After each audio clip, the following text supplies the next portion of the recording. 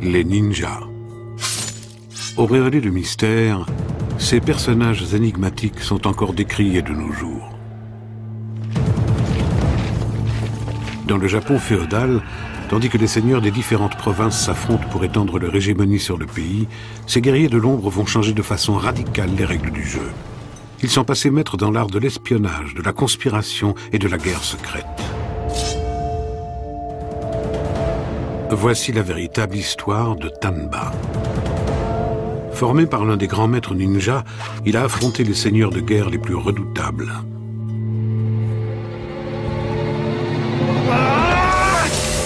Dans ce film, vous seront dévoilés les petits et grands secrets de ces guerriers d'exception, ainsi que leurs techniques de combat meurtrières. Et l'un des derniers maîtres ninja s'exprimera pour la première fois à la télévision. Les ninjas étaient les meilleures unités spéciales de toute l'Asie orientale. Ils excellaient dans leur domaine.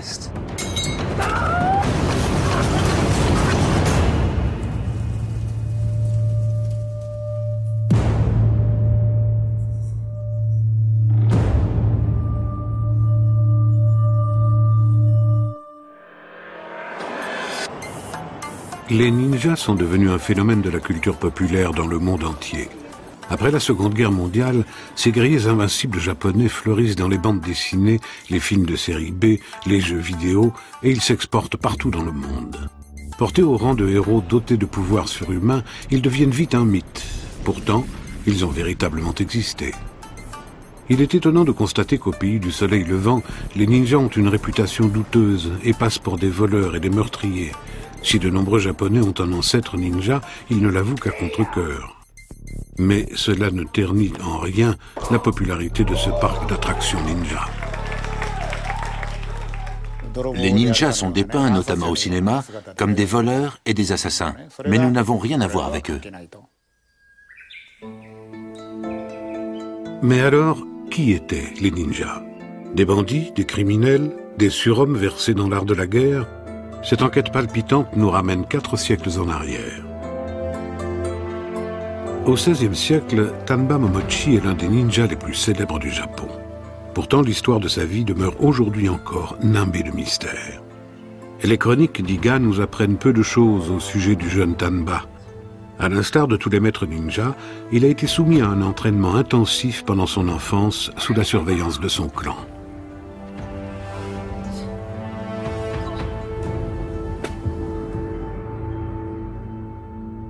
À l'âge de 12 ans, Tanba accompagne son grand-père, qui est aussi son maître, lors d'une mission d'espionnage. Déguisés en bûcherons, ils partent sur les traces d'un important marchand de poudre à canon. Leur objectif, rassembler des informations au sujet de livraisons secrètes d'armes. La mission n'est pas sans danger, car le marchand est escorté de ses gardes du corps, de féroces samouraïs.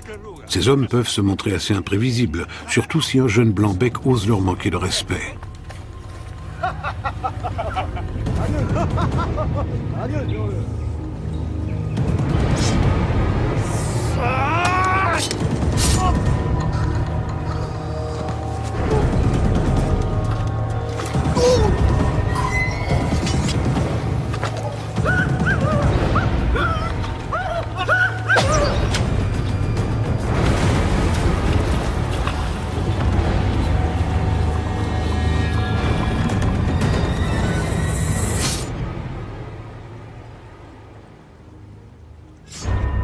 L'affrontement tourne au bain de sang.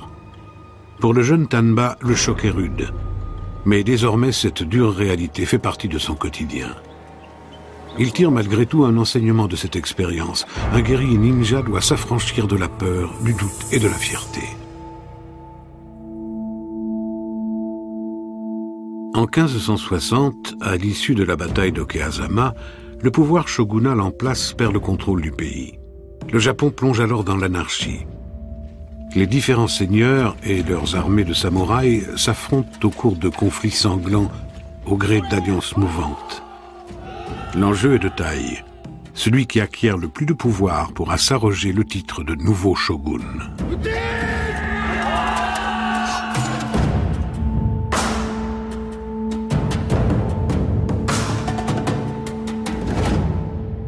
Au cours des guerres qui déchirent le Japon pendant 2 siècles, un nouveau type de soldat émerge, qui remporte aussi des victoires impressionnantes hors des champs de bataille, le mercenaire ninja.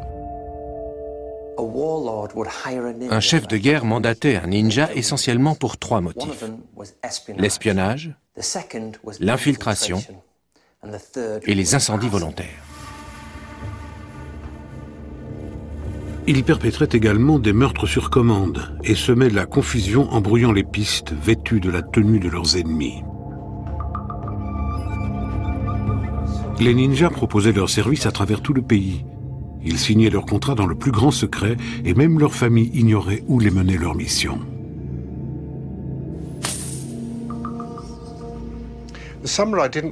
Les samouraïs ne voulaient pas qu'on sache qu'ils faisaient appel aux ninjas.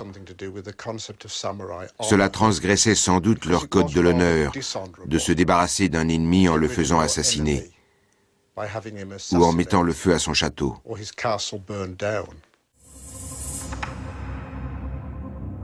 Il est plus facile de comprendre cette défiance à l'égard des ninjas si l'on connaît le code de l'honneur des samouraïs.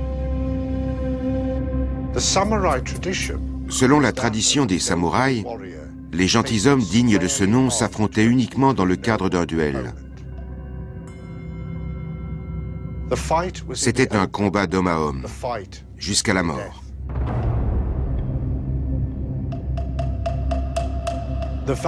La doctrine des ninjas était exactement à l'opposé. Ils trompaient leurs ennemis, usaient de manœuvres sournoises et agissaient souvent à la faveur de la nuit.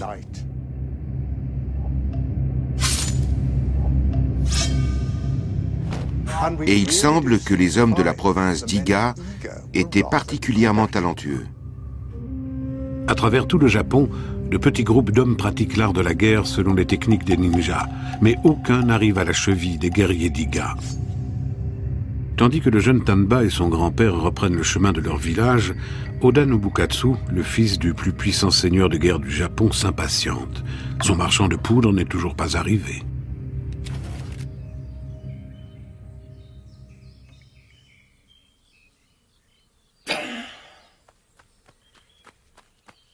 Tomo! 火薬職人が襲撃されました。何？我々の7日ほど前に報告を受けまして、火薬商人たちはこの辺りで伊賀者に襲われたと。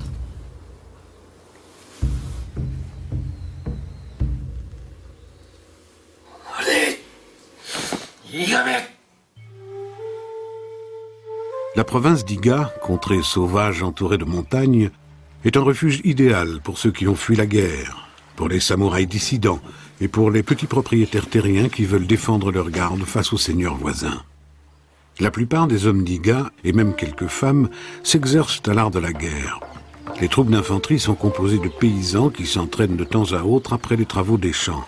En revanche, les soldats d'élite, comme Tanba, pratiquent un entraînement intensif. Un conseil des anciens composé de 12 membres adopte par voie de vote les décisions importantes. Un système démocratique unique en son genre dans un pays ébranlé par la guerre. Pour garantir leur indépendance, les chefs du clan signent un pacte d'assistance mutuelle en cas d'agression de la province. Certains ninjas, notamment ceux des provinces d'Iga et de Koga, se transmettent des informations émanant de leur réseau d'espionnage et s'échangent des stratégies et des techniques de combat. Dans le Japon moderne, ce savoir ancestral est presque tombé dans l'oubli. Pourtant, un homme connaît encore les secrets du ninjutsu, l'art de la guerre selon les techniques des ninjas. Le grand maître Jinichi Kawakami a été initié au ninjutsu à l'âge de 6 ans. Aujourd'hui, il transmet ses connaissances à une poignée d'élus. Le ninjutsu n'est pas un art martial en tant que tel, plutôt une école de stratégie et de tactique, ou comment mettre en application ces compétences-là contre l'ennemi. Autrement dit, toutes les techniques visant à assurer sa propre survie.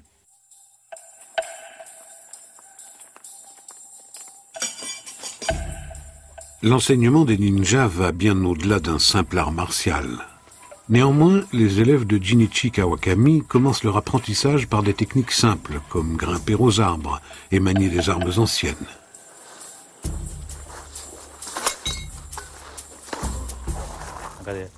On peut piquer à ce niveau, dévier la lame, atteindre les mains. Là, si l'ennemi recule, on tire comme ceci. Il y a une lame et on lui tranche le cou.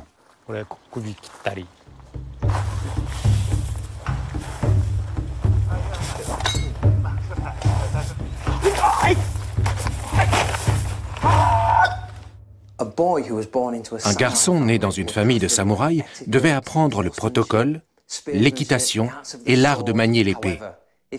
Un aspirant ninja devait maîtriser tout cela, et en plus, il devait savoir s'infiltrer partout, se camoufler, allumer des incendies, fabriquer des bombes, être fin psychologue, connaître la chimie. La liste est sans fin.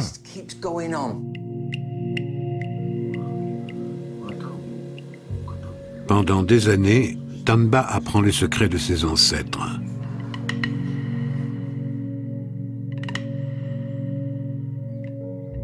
Il s'initie même au métier d'acteur. Au XVIe siècle, il est difficile de voyager sans encombre à travers les territoires des seigneurs de guerre. Pour se préparer à ces missions, Tanba apprend à se faire passer pour un moine itinérant. C'est une couverture parfaite pour franchir incognito les frontières les mieux gardées. Il apprend les différents accents régionaux et acquiert des connaissances propres à la population locale jusqu'à ce que son personnage soit parfaitement au point. Les ninjas ont une méthode particulière pour repérer le passage des caravanes dans les contrées sauvages. Ils goûtent la terre pour y détecter des traces de sel, révélatrices de la transpiration que les hommes et les bêtes de somme ont laissée derrière eux.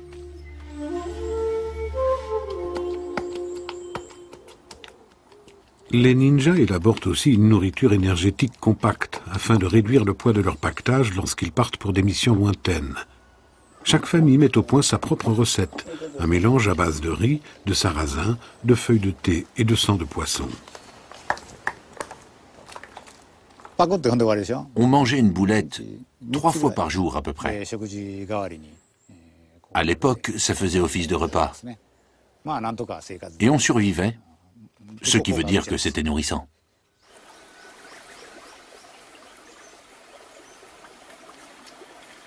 Pour ces guerriers, bien se nourrir est une question de survie.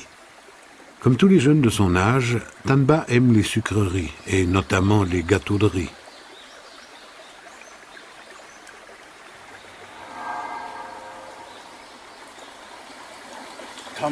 Mais les ninjas sont soumis à un régime très strict.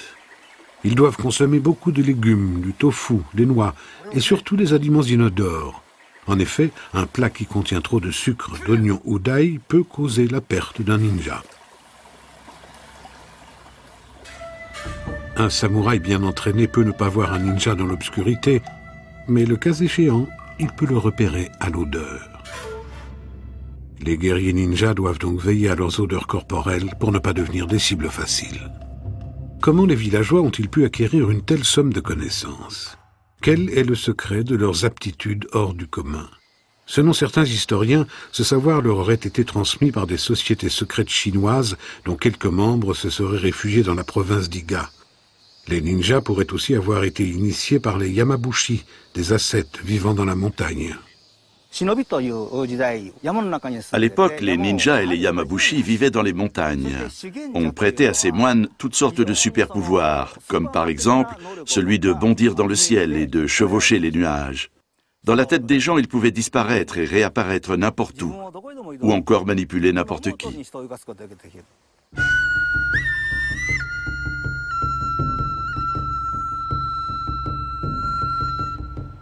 Les contrées montagneuses d'Iga permettent aux moines de renforcer leurs qualités physiques et spirituelles. Des heures durant, ils s'installent par exemple sous une cascade pour prier. Ces exercices de pénitence sont censés leur conférer un pouvoir sans faille sur leurs ennemis. La sagesse des Yamabushi, leur foi et leur discipline de fer sont une source d'inspiration pour les guerriers ninjas. Les moines enseignent également aux ninjas les secrets des plantes, qui peuvent aussi bien servir à guérir qu'à tuer. Ça, c'est le dokudami, très connu encore aujourd'hui. On en fait des tisanes. Au Japon, on considère qu'il élimine les toxines. Mais il y a une autre manière de l'utiliser. Voici une feuille. Autrefois, on la passait sur le feu et on l'appliquait sur une plaie infectée pour en faire sortir le poison. Les ninjas utilisaient aussi des larves qu'on trouve souvent dans les toilettes et qu'on appelle onagauji ou onagamushi. Les ninjas les faisaient sécher. Quand on les jette dans le feu, elles dégagent une odeur pestilentielle et tous ceux qui sont à côté s'endorment. Le savoir des ninjas se transmet de génération en génération. Les rares manuels à ce sujet circulent sous le manteau et sont volontairement rédigés de façon incomplète. Seul l'enseignement d'un maître permet à l'élève de comprendre le contenu hermétique de ses ouvrages. Le corps doit être affermi, tout comme l'esprit. L'endurance est un mot-clé de la philosophie ninja. Les pénitences quotidiennes constituent l'aspect le plus brutal de l'éducation des jeunes apprentis.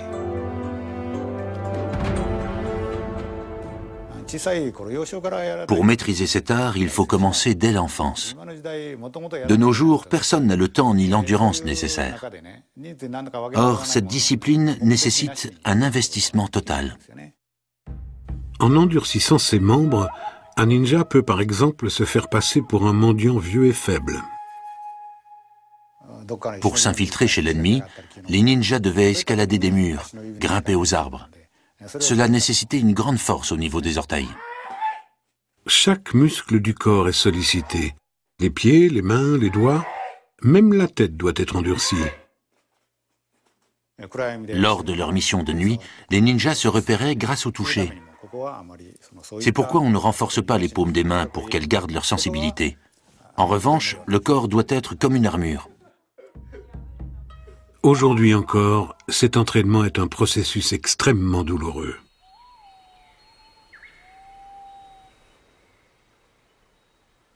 Après des années d'apprentissage, Tanba doit se soumettre à une dernière épreuve qui ne fait pas appel uniquement à sa force physique. Son maître veut tester son sixième sens.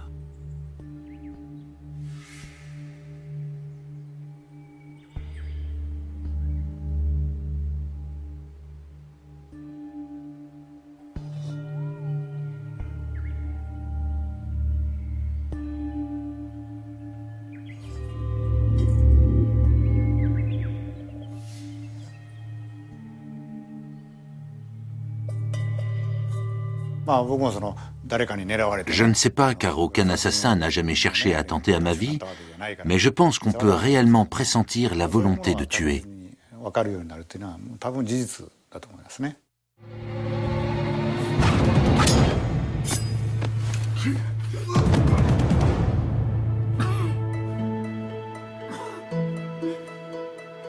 À présent, le vieux maître sait que son petit-fils a franchi toutes les étapes. Tanba est devenu un vrai ninja.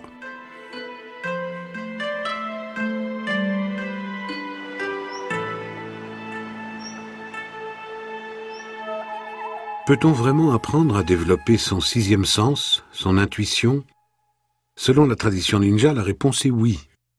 Les élèves commencent par écouter le son d'une aiguille qui tombe sur le sol. Il ne s'agit pas tant d'écouter que de développer son attention. Le fait de se concentrer sur un son très faible permet d'aiguiser les sens. Pour les élèves plus avancés de Jinichi Kawakami, un autre exercice consiste à fixer son regard sur la flamme d'une bougie. En faisant ces exercices, on peut s'isoler du monde extérieur, ou à l'inverse, on peut entendre des sons même lointains. Si l'on n'est pas habitué, ça fait mal aux yeux. C'est un exercice très important. Il est ainsi possible de rendre plus performant chacun des 5 sens, et même d'en développer un 6e.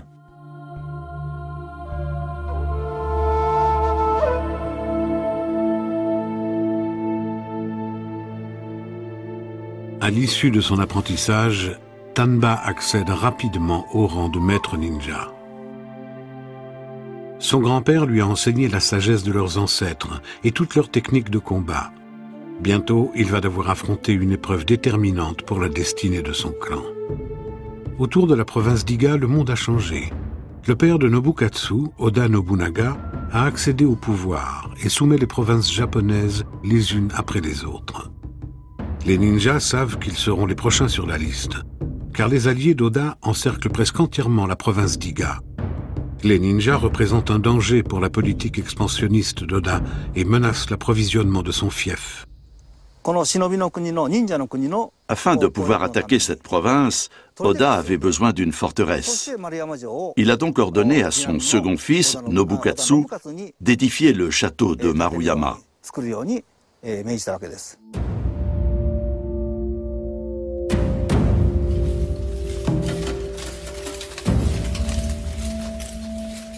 Si Nobukatsu parvenait à soumettre la province d'Iga, ce serait pour lui une belle occasion de faire ses preuves aux yeux de son père.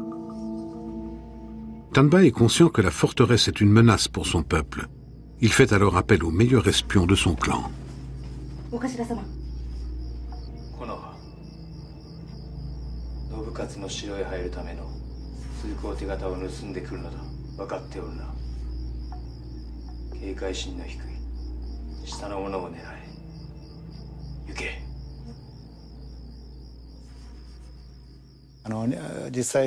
Un ninja en mission se devait de ne jamais succomber à ce qui faisait alors figure de maladie, à savoir la peur, le désir ou encore l'orgueil. Il devait au contraire les maîtriser en toute occasion.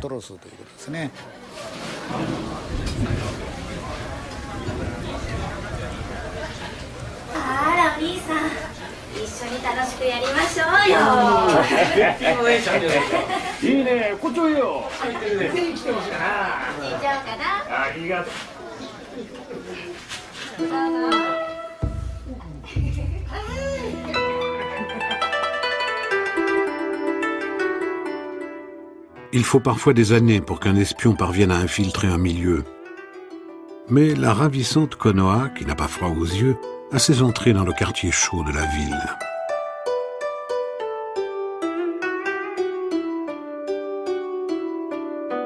Si elle se faisait prendre, elle signerait son arrêt de mort. Mais la belle est pleine de ressources.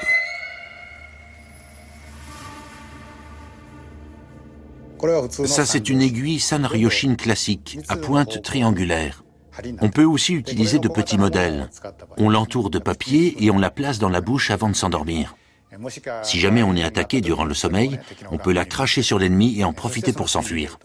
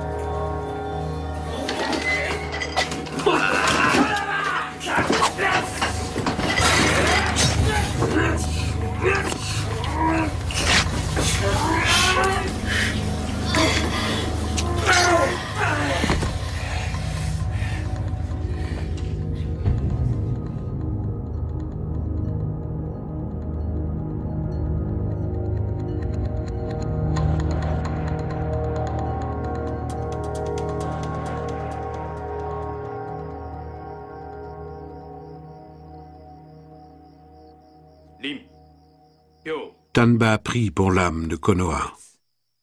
L'ennemi est désormais en alerte. Il est donc impossible de s'introduire dans la forteresse à l'aide du laissez-passer. Tanba doit alors recourir aux grands moyens et lancer une offensive frontale. Pour cela, il a besoin d'informations concernant la puissance de l'adversaire. Il se déguise en moine, ce qui lui permet de passer inaperçu. Il porte un sachet contenant des haricots dont il connaît le nombre exact. À chaque fois qu'un soldat passe, Tanba laisse tomber un grain. Le soir, il lui suffit de compter les haricots qui restent dans le sachet pour savoir combien de soldats gardent la forteresse.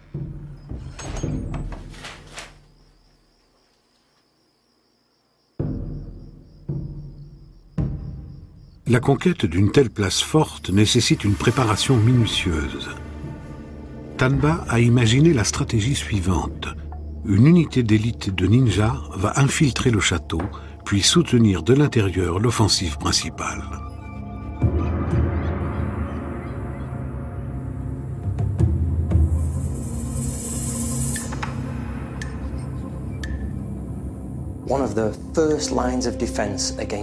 Le premier rempart contre une attaque ninja, c'était les éclaireurs.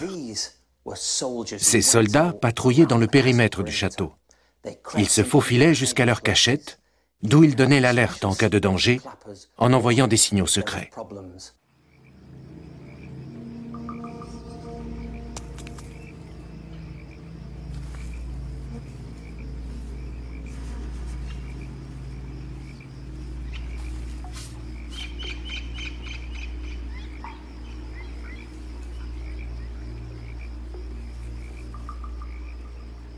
L'espion progresse à pas de loup derrière son ennemi, en adoptant son rythme et en avançant sous le vent.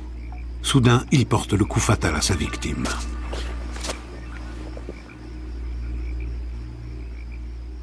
Pour ne pas éveiller les soupçons des gardes, le ninja envoie le signal convenu indiquant que tout va bien.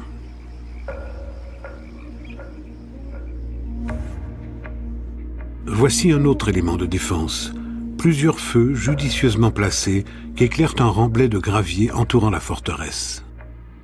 Si les ninjas veulent traverser ce terrain à découvert sans être inquiétés, il faut qu'ils détournent l'attention des gardes. C'est là qu'une deuxième unité d'élite entre en action. Elle déclenche un incendie pour faire diversion.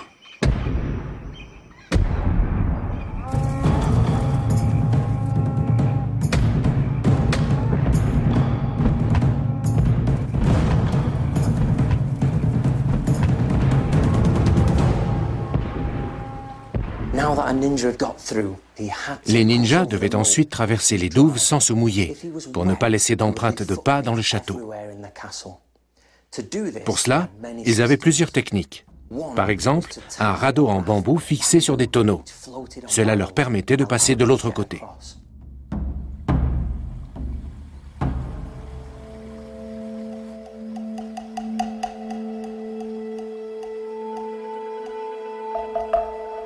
Les gardes s'attendent à ce que l'assaut ennemi provienne de l'extérieur de l'enceinte. Pendant ce temps, Tanba et ses guerriers grimpent sur les murs de la forteresse, dans un silence absolu.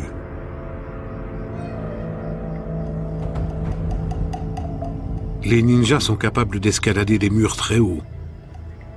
Une fois dans la place, le plus difficile est de ne pas se faire repérer.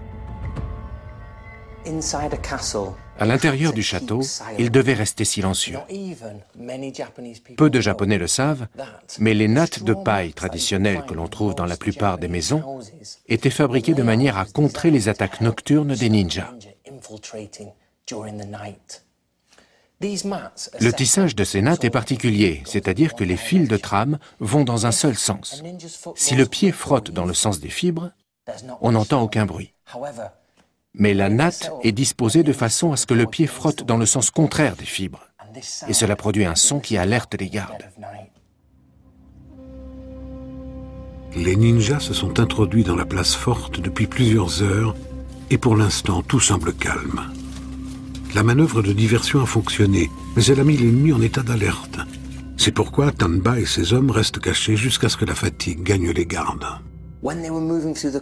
Quand les ninjas se déplaçaient dans les couloirs ou dans les appartements du château, le silence absolu s'imposait. Pour cela, ils avaient mis au point une technique particulière.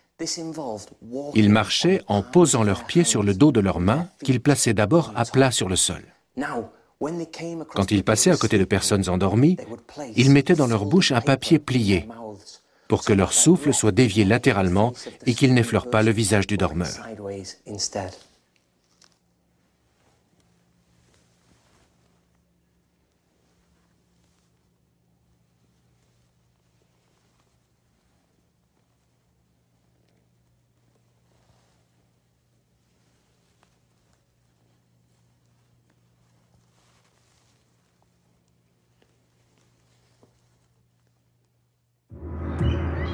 Le sommeil est le pire ennemi de tout soldat. Tapi dans l'ombre, le ninja profite du moindre instant d'inattention pour frapper.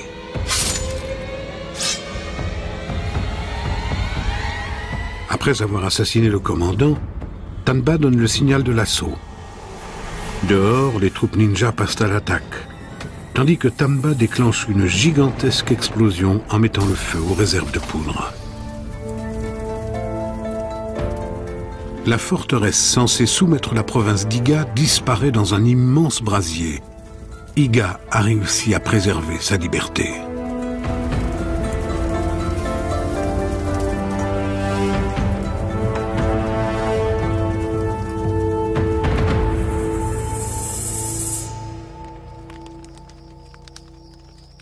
Nobukatsu, le fils du plus grand seigneur de l'époque, a perdu la bataille face à une poignée de mercenaires hors la loi.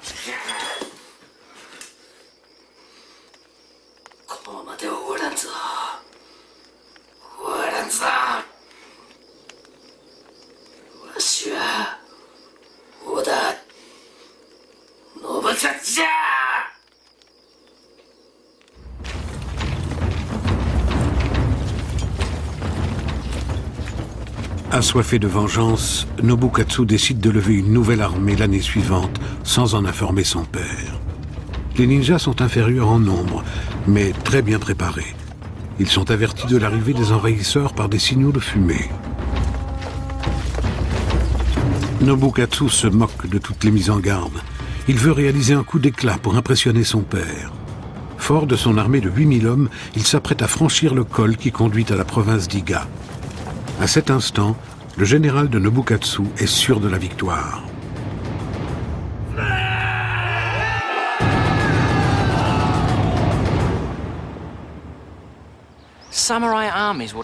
Les armées samouraïs devaient franchir des rivières comme celle-ci, et le travail des ninjas consistait à tromper les soldats.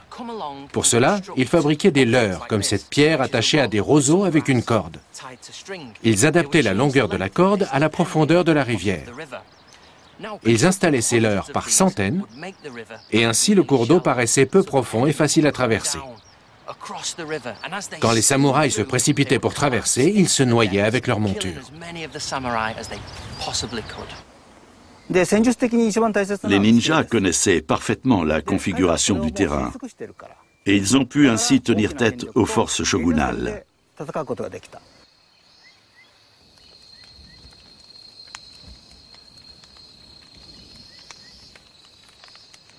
Ils attirent l'armée de Nobukatsu au cœur de la forêt d'Iga, et la campagne militaire qui s'annonçait glorieuse tourne au cauchemar.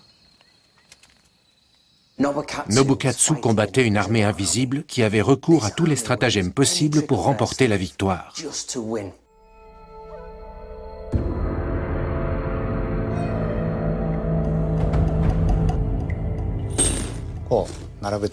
Quand on les jette, ils ont toujours une pointe orientée vers le haut. Quand vous êtes poursuivi, vous les éparpillez derrière vous, et malheur à celui qui marchera dessus.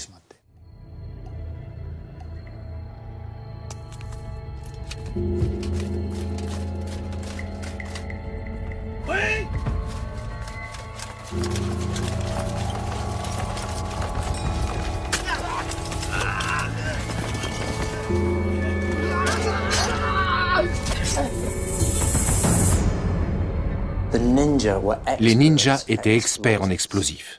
Par exemple, ils remplissaient 2 petits récipients avec de la poudre à canon, des éclats de ferraille et autres, et ils les assemblaient en les collant avec du papier.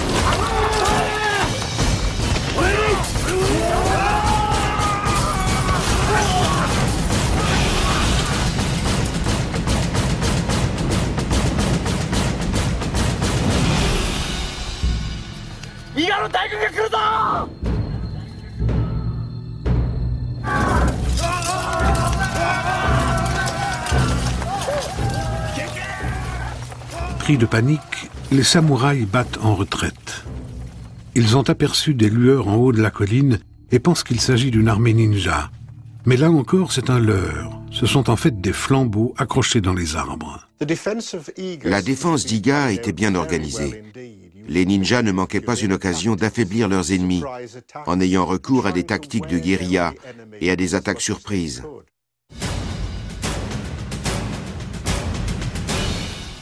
Il est arrivé que les ninjas sèment une telle confusion que les soldats de Nobukatsu en viennent à se battre entre eux.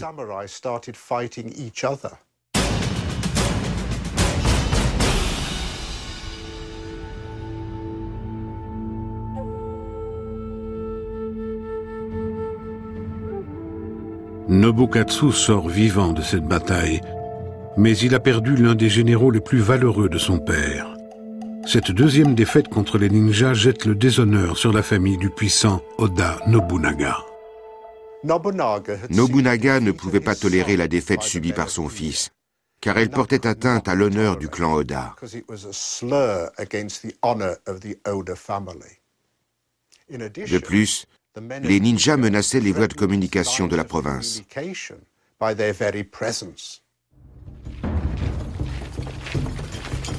Cette fois, le commandant en chef ne laisse rien au hasard. Il envoie l'armée régulière attaquer la province sur 7 fronts en même temps. Les chiffres parlent d'eux-mêmes. 55 000 soldats contre 10 000 ninjas.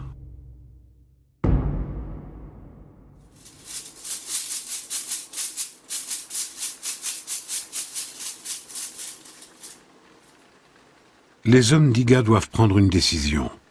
Fuir, continuer les actions de guérilla ou affronter ouvertement l'ennemi. Tanba décide d'interroger l'oracle.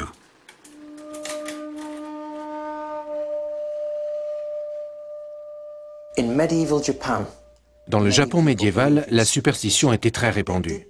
Les gens pensaient qu'on pouvait prédire l'avenir en observant les étoiles ou les nuages. On enseigne aussi ce genre de choses, mais en précisant bien qu'il ne faut pas y croire. Disons que lors d'un choix vraiment difficile, on peut toujours y recourir, de la même manière qu'on implore les dieux. Tanba prend une décision lourde de conséquences. Il restera dans la province d'Iga pour se battre. Il compte sur l'habileté de ses guerriers d'élite pour combattre les samouraïs, même s'ils sont en supériorité numérique. Cette fois-ci, les actions de guérilla ne suffisent pas. Les ninjas doivent aussi se préparer à un affrontement direct dans leur base militaire.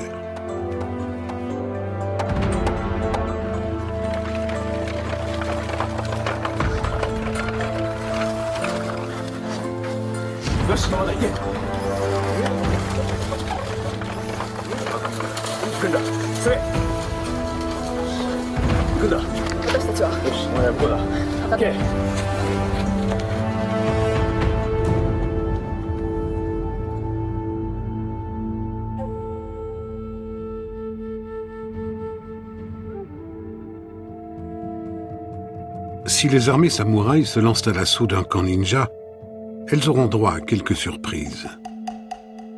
Voici à quoi ressemble une de ces bases militaires. Elle repose sur un système de défense complexe, composé de rizières faisant office de barrières et de champs de mines. Elle abrite aussi des caches d'armes et des chemins de fuite secrets.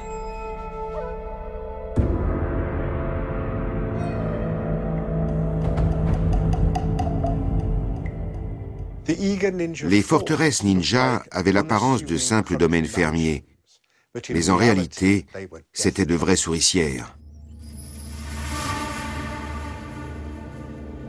Si les samouraïs réussissent à pénétrer dans la forteresse, ils se retrouvent ensuite piégés à l'intérieur des maisons. Des portes dérobées facilitent la fuite. Il existe de nombreuses caches d'armes et des cachettes destinées aux embuscades. Cela permet d'épier les intrus et de les tuer.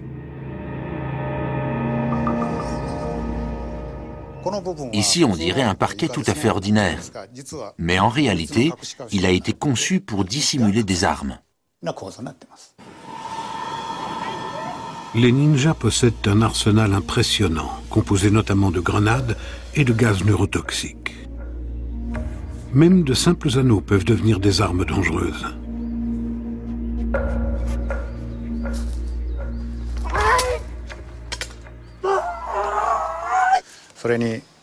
Les anneaux sont tranchants des deux côtés.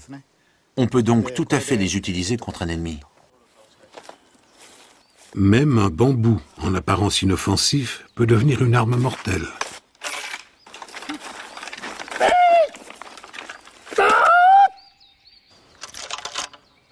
Dans celui-ci, il y a une chaîne lestée, mais il peut aussi être équipé d'une lame ou d'un dispositif destiné à aveugler l'adversaire. Suivant ce qu'on vise, ça peut fendre le crâne ou briser les jambes.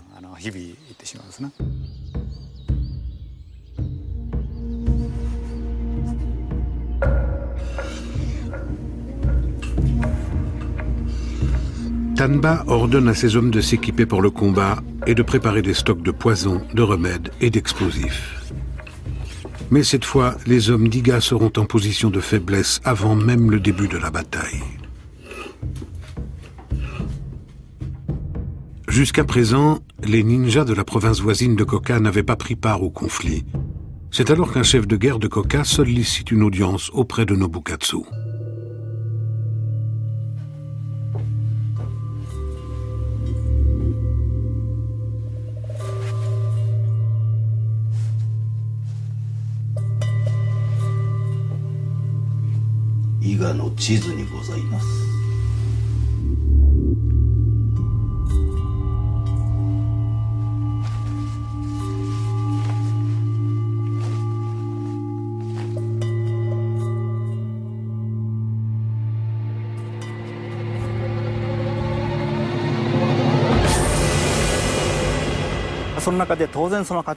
Bien entendu, parmi les différents groupes de ninjas, il y a eu des trahisons. Certains se sont rangés du côté de Nobunaga. Puis l'armée shogunale a finalement envahi la province par 7 routes différentes. Et dès lors, face à l'arrivée en masse des troupes régulières, les techniques de guérilla ne suffisaient plus.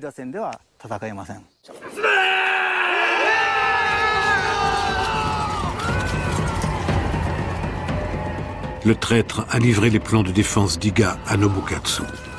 Les camps militaires ninjas vont alors tomber les uns après les autres aux mains des samouraïs. Quelques unités occupent le nord, tandis que la plus grande partie de l'armée progresse vers le sud. Son objectif, encercler le dernier bastion ninja, la forteresse de Tanba.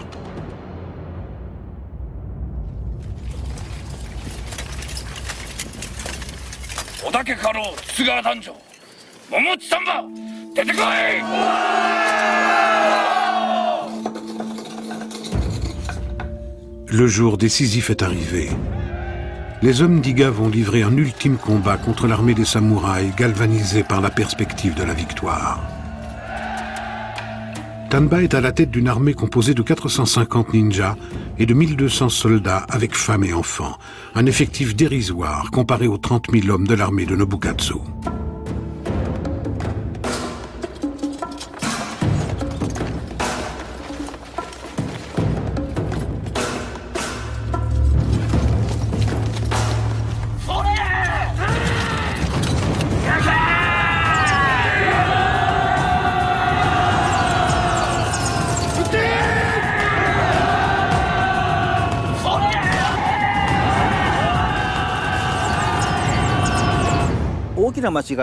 Ils ont commis là une terrible erreur.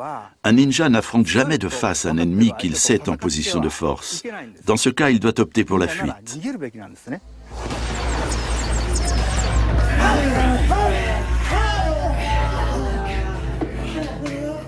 Pendant 2 semaines, Tanba et ses hommes se battent sans relâche. Ils tiennent les samouraïs en échec lors d'attaques nocturnes, à grand renfort d'armes à feu et de bombes. Mais les ninjas ne peuvent pas résister très longtemps. Chaque jour, ils perdent des hommes. Peu à peu, le désespoir gagne les troupes.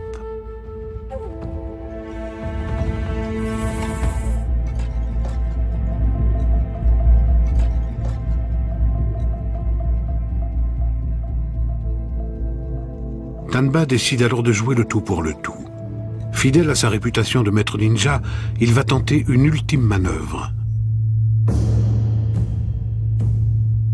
S'il parvient à tuer le général de Nobukatsu en plein champ de bataille, cela poussera peut-être l'ennemi à battre en retraite.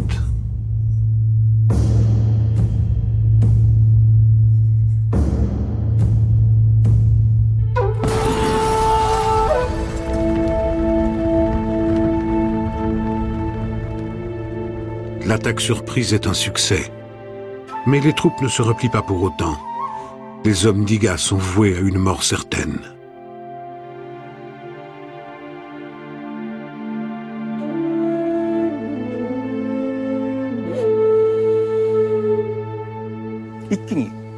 Ils ont été balayés.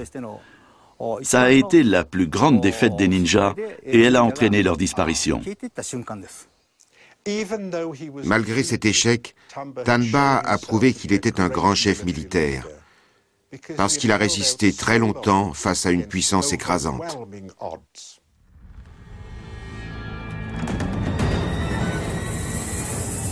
Le 24 novembre 1581, la forteresse de Tanba, le dernier bastion de la province d'Iga, tombe aux mains des samouraïs.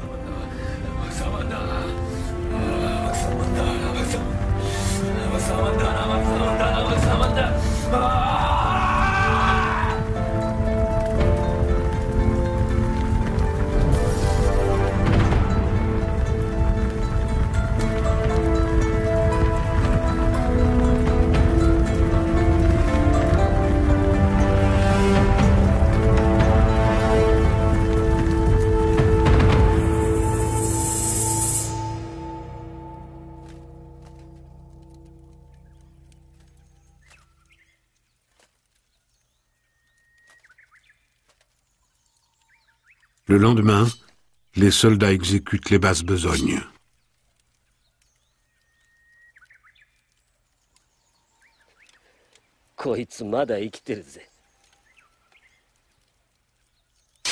Oda Nobukatsu ne veut pas simplement battre les ninjas, il veut les exterminer. C'est la fin d'une grande dynastie de guerriers. Certains ninjas sont parvenus à fuir vers les provinces voisines. Les rares qui soient restés dans celle d'Iga ont perdu leurs terres, leurs revenus, et ils ont été contraints de rejoindre les rangs de l'armée de Nobukatsu. D'autres ont eu moins de chance. D'après la légende, les rivières et les forêts d'Iga ont été rougies par le sang des victimes ninjas.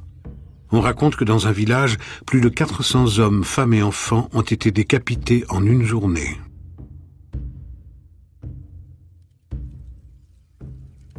Qu'est-il advenu de Momochi Tanba? Sa dépouille n'a jamais été retrouvée. Tout laisse à penser qu'il a péri dans les flammes. Il est très intéressant de noter qu'à l'issue de cette bataille, les deux grands chefs ninjas n'ont jamais été retrouvés. D'après la légende, ils auraient mis le feu à leur propre maison pour camoufler leur fuite. Cela semble très surprenant, mais après tout, ils étaient des maîtres de l'illusion.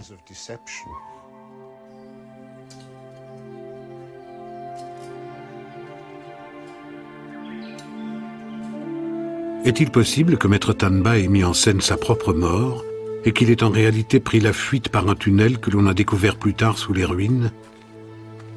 S'est-il déguisé en fantassin pour franchir les lignes ennemies? Nul ne le saura jamais.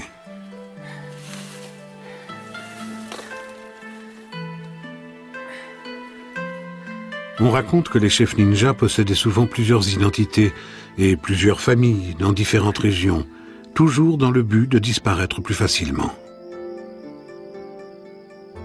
Après sa fuite, Tanba a sans doute choisi un jeune disciple pour lui transmettre les secrets du ninjutsu.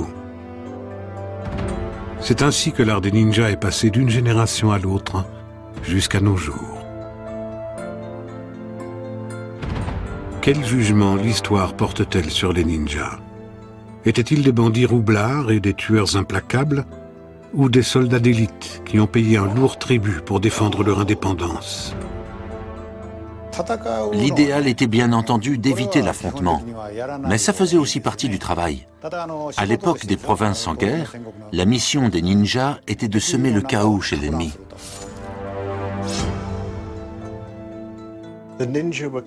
Les ninjas étaient impitoyables rigoureux et avaient à leur manière le sens de l'honneur. Ils étaient maîtres dans l'art de la mystification, mais ils n'ont jamais trahi leur maître et se sont battus jusqu'à la mort. Nous avons choisi de raconter la vie de Maître Tanba, mais il aurait sans doute préféré demeurer caché dans les brumes du passé. Comme le rapporte un célèbre écrit de l'époque, un bon ninja n'a pas d'odeur, n'est pas identifiable, et tout le monde se demande s'il a jamais existé. Dans un instant, quelques questions sur l'existence des vampires et des morts vivants et les réponses qui avaient été trouvées au Moyen Âge pour éviter que ces revenants ne viennent hanter les vivants.